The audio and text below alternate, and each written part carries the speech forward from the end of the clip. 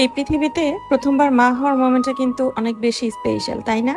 আর আজকে সেই স্পেশাল মোমেন্টের কিছু স্মৃতি তোমাদের সাথে শেয়ার করব।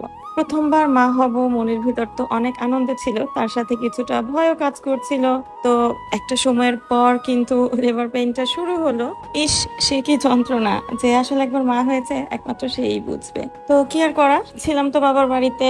তো ইনস্ট্যান্ট আসলে হসপিটালে যাওয়া হলো, কিছুটা ক্রিটিক্যাল সিচুয়েশনে ছিল।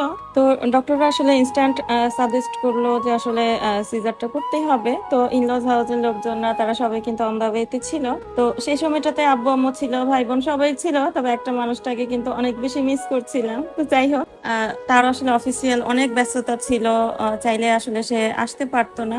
সব মায়ে ভরা মুখের ভিড়ে একটা মানুষের মুখটাকে খুঁজে বেড়াচ্ছিলাম, কিন্তু তাকে পাচ্ছিলাম না। তো যাই হোক, তাকে ছাড়াই আসলে ওটিতে ঢুকতে হয়েছিল। সে কি ভয়, কি আর বলবো।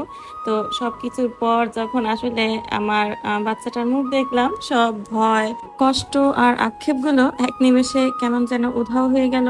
কাউকে একটা ফোনে বলতে শুনলাম, বাচ্চাটা এখন দেখে আসলে বোঝা যাচ্ছে না ফর্সা হবে না কালো, তবে মনে হচ্ছে মায়ের মতন হবে। আচ্ছা, এমন একটা সিচুয়েশনে এসেও কি মানুষ ফর্সা, কালো, সুন্দর, অসুন্দর এসব নিয়ে ভাবতে পারে বলুন তো?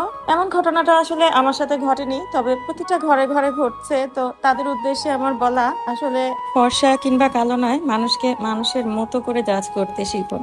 আজকের মতো ছিল এতটুকু। আল্লাহ হাফেজ।